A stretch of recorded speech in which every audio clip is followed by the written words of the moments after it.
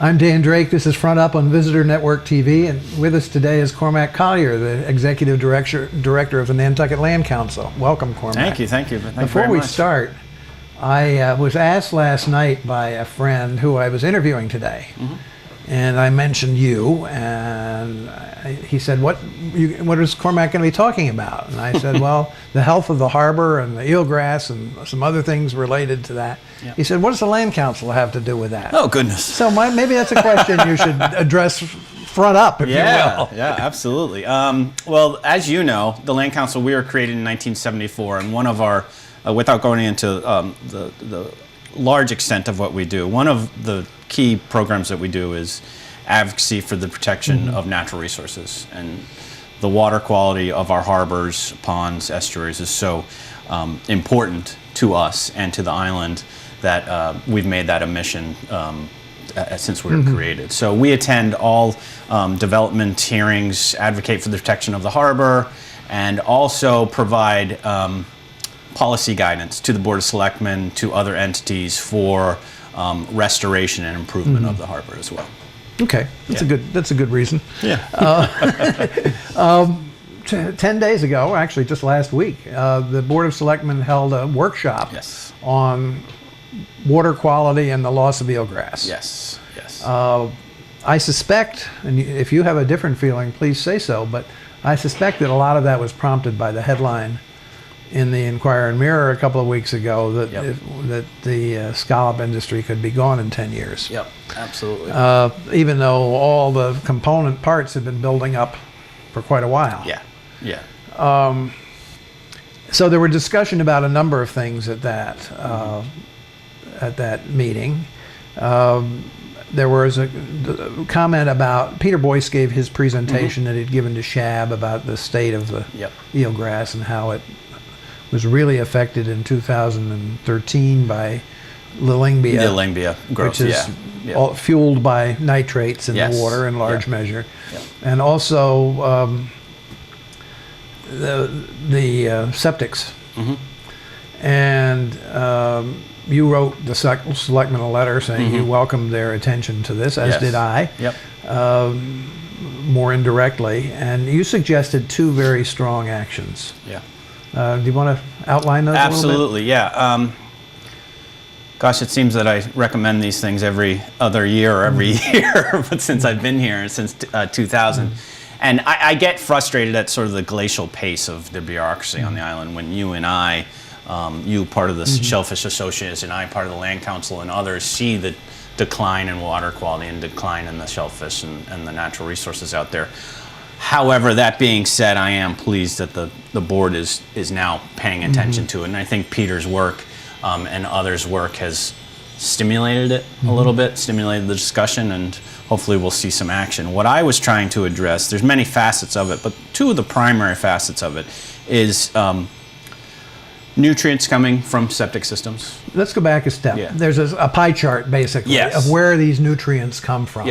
And roughly half of them just are in nature. Yes, is that atmospheric deposition, water directly hitting the pond. Nutrients, nitrogen in the water, hitting the, not pond, I'm sorry, the harbor. Pond or harbor. The pond or harbor, hitting the harbor. And that's something is regional, global, well, regional and countrywide in terms of the atmospheric deposition coming to the island. Very difficult for us to control locally. Things that we can control locally, other parts of that pie chart, is the other 50%, essentially. The effluent coming from septic systems, the nutrients coming from fertilizers, and the nutrients coming from runoff via stormwater systems. So what I wanted to focus on... Where does that element come from in the stormwater runoff? Where do those nutrients originate? Rainwater.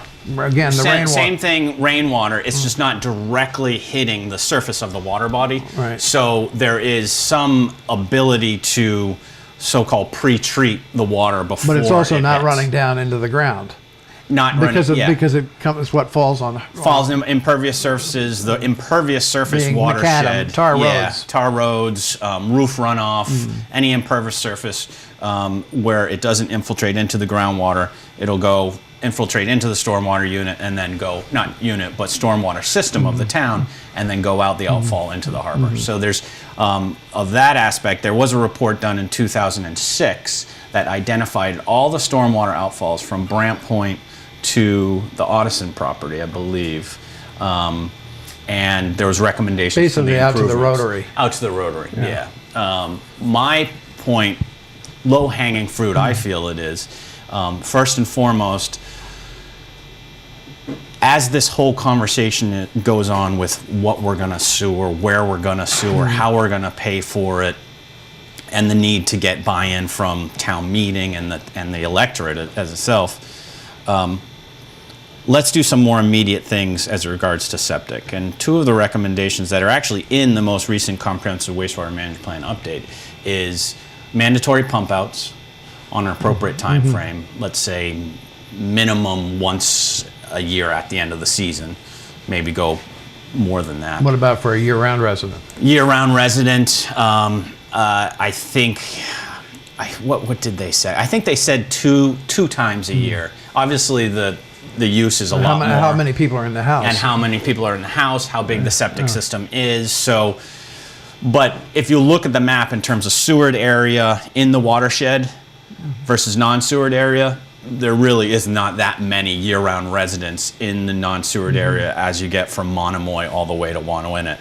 It's mostly seasonal. So there's a way to, I think, address that. The real problem or challenge will be how we do mandatory pump outs for all those seasonal houses in a certain appropriate time And also, frame. shouldn't those septics be treated before they're basically reset at the beginning of the season? You know, that's somewhat of a scientific question. It seems easy, but it is a scientific question, and that I would sort of deflect to the consultants, those that know their septic, their effluent. So I don't really, and we're trying to gain a little bit more, garner a little bit more information about what the appropriate sort of time frame pump out.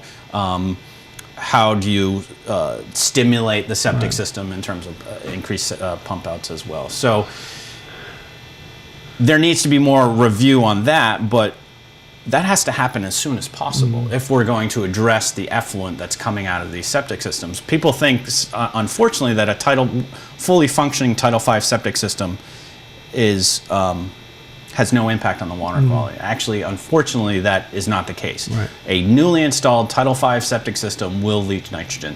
It's just a simple physics, just a matter of physics, that it goes into the septic tank, comes out, you have the nitrates, comes out the leach field. Because of our sandy soil and not a lot of uptake of that nitrogen, because there's not a lot of organic matter, leaches through the sandy soil into the groundwater that then's percolating out into the harbor. There's a whole issue of sort of political will here, if you will. Yes. And not on just the questions you've raised, but on the fundamental question of even getting the existing septic systems up to date. Originally, there were announced programs for the inspections in both harbor watersheds. And with at least a lot of talk about teeth in the program. That, in fact, has basically gone away. A lot of people did have their septic systems inspected. A lot of people fixed them up, I think. But there is a core group that hasn't. And seems to me that is the first thing that should be addressed. Following up on the original inspections in terms of the Zone A, which is the more immediate zone to the harbor, both in Matticat Harbor and Nantucket Harbor, and then Zone B. And I think Richard over at the Health Department has hit the most important ones in the Zone A. I'm not fully aware of what the Zone B is. That the purpose of the inspection is to really nail those ones that are so antiquated, it's just raw effluent going out into a cesspool. Well, I heard an example after the meeting last week. There's still more out there, huh? There's one in Pulpus, which there's been a written report on it in the health department for 5 years. I think I know what you're talking about. And it doesn't run into a cesspool, it runs into a stream, which Into runs the harbor. right into Pulpus Harbor. So now that's being changed now because I gather somebody's bought the property and is putting in a for the Title resale, V, they have to put it in Title V. Right. I would love if they have to be required, which was the second point of mine, was upon resale of all septic systems in the harbor watershed, you have to put in what's called an alternative innovative denitrifying system, which will reduce nitrogen on average about 50%. How much do they cost? I have heard they cost about $20,000 more than a regular Title V. To be honest with you, can you upgrade an existing system? You can. You can put a denitrifying component in there, but the best thing to do is actually start from scratch and put in the state-of-the-art technology. Because there is you say is there a political will, but there's also is there a financial will, and I think there should be a financial will. It's part of the political will. It's incumbent upon the people that live in the harbor watershed to be required to deal with their own effluent as it pollutes a public resource. There probably is some sort of integration in terms of a financial structure. We could have a debate about that. Financial structure, but the point is well taken. Yeah, but there should be some sort of financial will upon private citizens to do that. But then there should be a financial and political will of the governmental bodies to provide financial resources as well, I think. Because, again, it's a public resource. It's a public health issue. Yeah, it's a public health issue. So I think there's ways that we can address it in terms of the septic. It's just got to be done. And is the political will there when you have a rotating board of selectmen, volunteer board of selectmen, you have a rotating board of health and a volunteer board of health. And a rotating finance committee. And a rotating finance committee. I think the political will is there. It's just got to be translated to the departments that are required to do the work because they're there all the time. Right. They're not elected. They're not revolving through. So as long as that is on the agenda all the time to get the department heads to follow through with some of the action items, such as the action items that were discussed and resolved at Wednesday's board meeting, workshop meeting, then you might have some long-term lasting change. Fertilizer, that's the other issue. Yeah. Right. Yeah. Now, the Land Council started out, 6 or 7 years ago with an education program? Yeah, and then set up training courses for landscapers? Yes. Yep. Our educational programs for the landscapers and homeowners, but primarily geared at the landscaping industry, has somewhat converged with the fertilizer regulations and best management practices, which went into effect, almost probably 2 years now. 2 years now. We're still continuing our education, but what we're really looking to, and it was discussed at that Wednesday board meeting, was for the town to step up their education, outreach, and enforcement on the fertilizers program. And the enforcement piece of that's very important, is it not? Enforcement piece is very important when it's in the public eye, when people can see, but what somebody's doing at the end of Shakamo Road in their 10-acre estate, the only people that know should know, the homeowner should know, and then the landscaper. So that's very difficult to enforce, and I think there needs to be a full-time, or maybe not full year-round time, but full-time at least in the season, paid town employee to focus on this stuff. It has been suggested long before now that we should just ban the sale of these fertilizers and also of pesticides and herbicides and so forth. But there is a roadblock there, isn't there? There's one, in terms of the sale, the only entity that can control the prevention of selling pesticides, fertilizers, is the state through the Department of Agriculture and the legislature. In terms of the use, the Board of Health can implement certain regulations, and there could potentially be a ban on the use of the fertilizers in certain areas or island-wide. There was talk of banning them in the watershed. That's what one of the agenda items was in last week's workshop. My feeling on it right now is we've put so much time and energy into creating science-based protocols for correct fertilizer applications to reduce nutrients into the groundwater. But we haven't put enough time and energy in terms of actually educating the applicators, educating the landowners, doing the correct enforcement. I'd like to see the town step up on all of those aspects with the support of the nonprofits and the landscaping industry, to see if we can really get an impact, a change. And if there's no change after 3 to 5 years, and the town really has done their best, then it's the talk of a ban might come back. But for the short term, I'd like to see the attention on the best management practices and getting people to know about it. Other threats to the eelgrass in the harbor. One of them was they spent a fair amount of time talking about at the workshop last week, was the boats, the usage of the harbor, the anchorages. Yeah. And Hussey Shoal particularly, which is a triangular shoal between sort of Monomoy on the one side and First Point on the other, and very close to town, actually. Yeah. And Peter Boyce demonstrated through his Google Maps that you can see where anchor chains and so forth have scoured the bottom. Yep. And where propellers, low-hanging propellers, have chewed it up going through there. Yeah. There was talk about buoying it and so forth. What do you think that's enough, buoying it, to show people they can't go in there? And well, I think creating the no entry zone around the whole shoal is no anchorage zone and no entry zone. That's right. No anchorage and no entry is a great idea. And can it be enforced to the extent that it's having an impact? I think it can in terms of the anchorages. The entrance, somebody going right through just to go through, that's going to be difficult to enforce. But I think doing the zone will definitely have a measurable impact in terms of the direct impacts to that eelgrass bed. One of the things that we also work on outside of the anchorages is looking at traditional moorings versus you could probably clump them in a whole group. Environmental moorings with an eco road line that doesn't drag along the shore, along the bottom like a chain. So we did a study back in 2009-10 that definitely showed that the particular moorings that we switched over to helix moorings with eco roads were growing back with eelgrass. How many of them were there? We had a set sample of about 13, 14.